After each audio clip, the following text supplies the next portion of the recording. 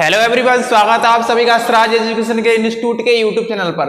तो आज की इस वीडियो के माध्यम से यानी इस क्लास के माध्यम से हम देखेंगे क्लास 12th के वेरी इंपॉर्टेंट क्वेश्चन। और हाँ, मैं एक बात चैलेंज और दे रहा हूं आपको, यानी इससे जितने में आपको आज फिगर दिखाऊंगा वहां से कम से कम क्या मानो है, एक भी आपके यानी किसी भी एग्जाम में मतलब रहेगा नहीं। कैसे तो शुद्ध भाषा में सिखाएं तो चलो देखते हैं। सबसे पहले हमारा मतलब है कहने का, जितने भी हमारे फिगर हैं करीब ही 20 फिगर हैं और 20 डायग्राम आपको बनाने हैं एग्जाम में, और एग्जाम को इनकी प्रैक्टिस करनी है। तो आपके कम से कम 15 नंबर, कम से कम 15 नंबर पक्के हो जाएंगे एग्जाम में। और बिल्कुल सिंपल वे में हमने बनाए, और मैं एक एक को चाहूँ तो ड्रॉ करके दिखा सकता हूँ आपको, और बिल्कुल सिंपल वे में उन्हें बताएं। और आप देखिएगा कौन कौन से उनको आप देख लीजिएगा, और हम एक एक करके एक्सप्लेन करते चलेंगे। तो सो लेट्स गेट स्टार्टेड। उससे पहले हम आपको बताएं हमारी संस्था द्वारा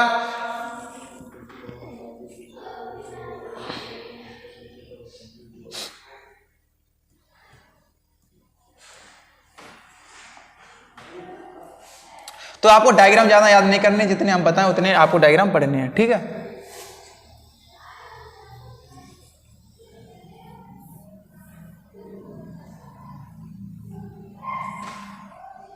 चलो सबसे पहले हम आपको बताएं हमारी संस्था द्वारा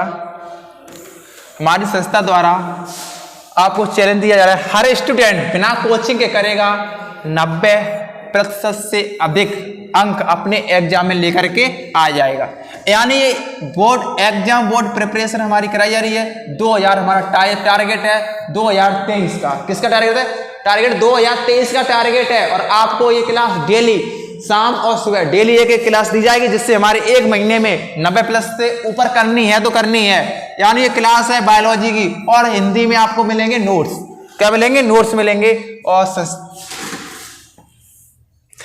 और कोचिंग का नाम है स्वराज एजुकेशन इंस्टीट्यूट।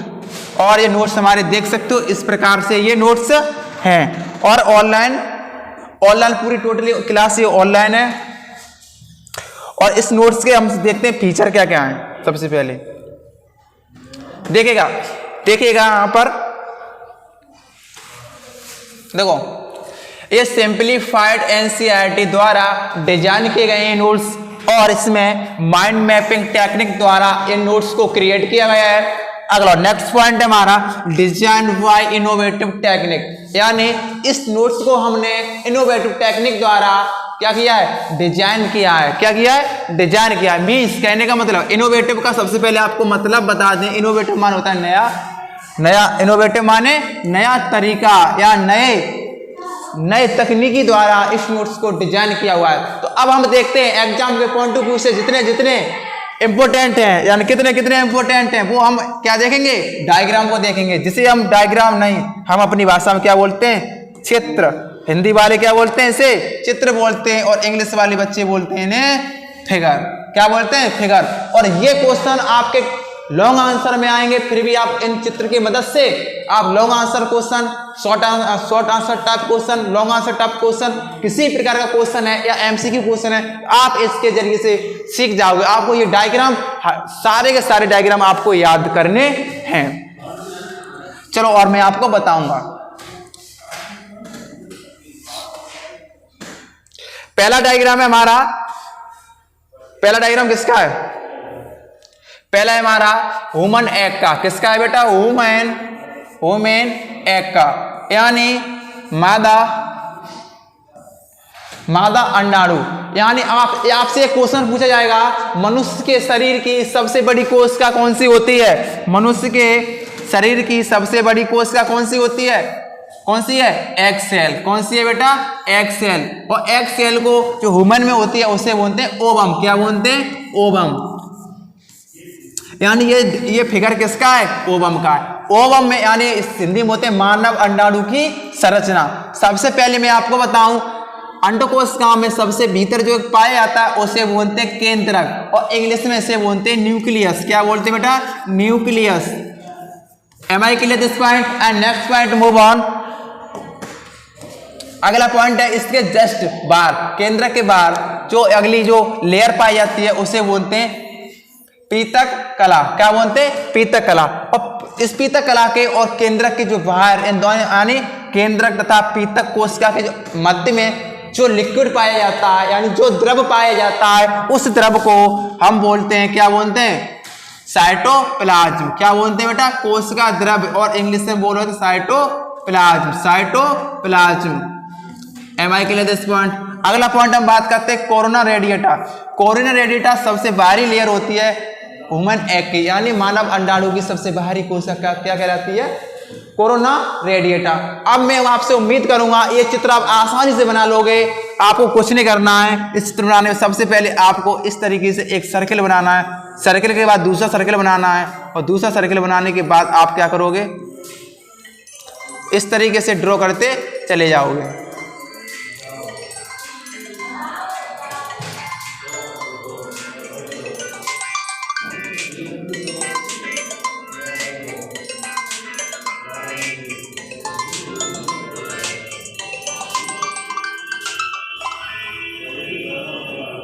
शोध कॉल लगाइयो।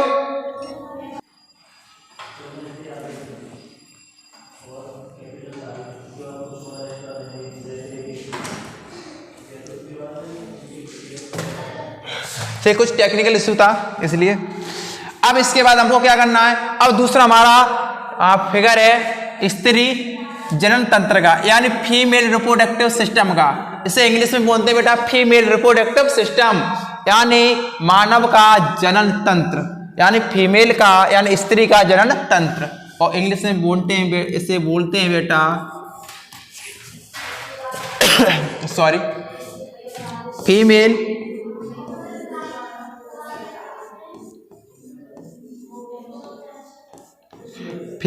Reproductive system.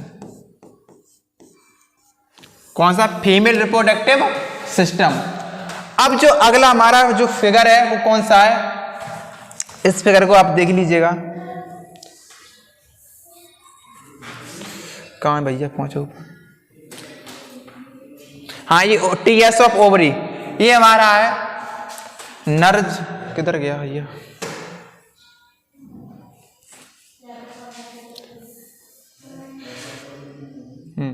ये हमारा चित्र है, ये वाला। सॉरी, बड़ी टेक्निकल इश्यू आती है।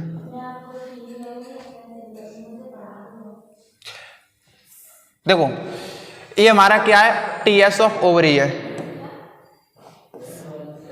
TS of ovary. अरे भैया बन चो न रहो बेटा, क्या है ये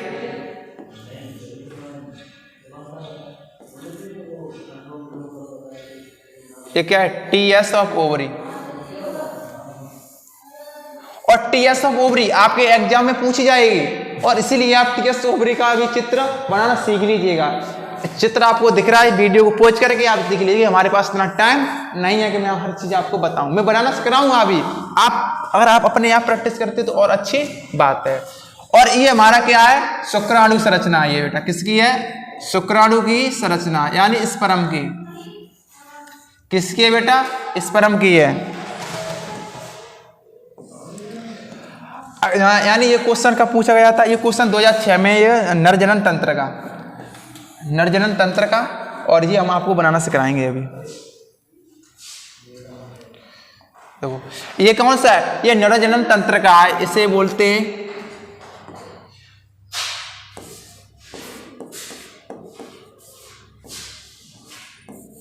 मेल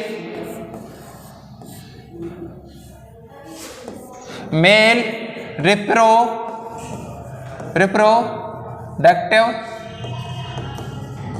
सिस्टम।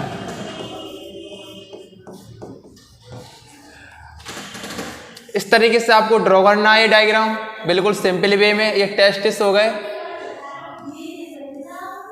ये प्रोस्टेट ग्लैंड है गई, और ये आपका सिस्टम हो गया, ये मूत्र मार्ग हो गया, और ये वृषण खोल हो गया, और ये वृषण यानी टेस्टिस हो गए, और ये मलाशय एम्पुला है प्रोस्टेट ग्लैंड। कुछ नहीं है उसमें, आप बनाना सीख लीजिए। एनसीईआरटी बुक है उससे बना लीजिए। और ये आपका एक इंपॉर्टेंट क्वेश्चन है किसका ये, टीएस ऑफ एंथर। किसका ये, टीएस ऑफ एंथर, यानी परिपक्व एंथर का ये क्या चित्र है, और इसमें क्या है, पराग कण बनते हैं, पराग कण, इसे इंग्लिश में बोलते हैं बेटा पोलन ग्रेन बोलते हैं। और इसमें क्या पाई जाती है, ये छोटे छोटे छिद्र पाए जाते हैं सेल्स में, यानी रंध्रक कहते हैं, यानी क्या बोलते हैं, स्टोमेटा बोलते हैं। ये परागकोश, यानी जिसमें परागकण प्रेजेंट होते हैं उसे क्या बोलते हैं, परागकोश बोलते हैं। और परागकोश की सबसे बाहरी जो लेयर होती है, यानी इसकी परागकण की सबसे बाहरी लेयर होती है, यानी क्यूटिकल होती है, और इसे क्या बोलते हैं, उसे सबसे बाहरी लेयर को क्यूटिकल बोलते हैं। और जो परागकण के जस्ट बाद में जो लेयर होती है उसे परागकोश भित्ति कहते हैं। और ये बीच में ये पाया जाता है, ये क्या होता है, समवयनी ऊतक, जिसे इंग्लिश में बोलते हैं कनेक्टिव टिश्यू। तो एम आई के लिए दिस पर ये इंपॉर्टेंट, बहुत वेरी वेरी इंपॉर्टेंट है, आप इस पर इंपॉर्टेंट लगा लीजिए। आपके एग्जाम में 100% ये क्वेश्चन आना है तो है। चलिए बेटा अगले चलते हैं आगे हम, नेक्स्ट पॉइंट मूव ऑन। हाँ, एक संकट क्रॉस, चलिए एक संकट क्रॉस को हम समझा देते हैं पहले आपको, ठीक। एक संकट क्रॉस, कोई भी बच्चा ऐसे एक संकट क्रॉस को भूलेगा नहीं।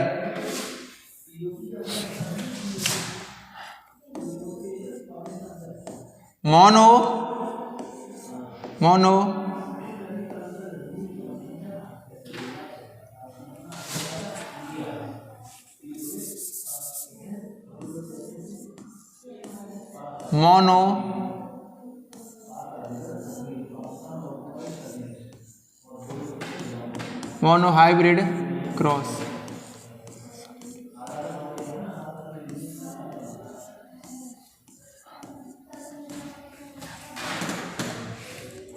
मोनो हाइब्रिड क्रॉस, यानी मोनो हाइब्रिड में क्या करते हैं, जब एक कैरेक्टर को हम लेकर के क्रॉस कराया जाता है, जब दो पीढ़ियों में, तो हम उसे मोनो हाइब्रिड क्रॉस कहते हैं। सबसे पहले मान लीजिए हमने लंबे पौधे ले लिए, लंबे पौधे को हम रिप्रेजेंटेड करते हैं, यानी हम लेते हैं कैपिटल टी और इसे लेंगे स्मॉल टी, यानी लॉन्ग जो लंबा का जो अल्टरनेट फॉर्म होती है, दैट इज कॉल्ड ड्वार्फ।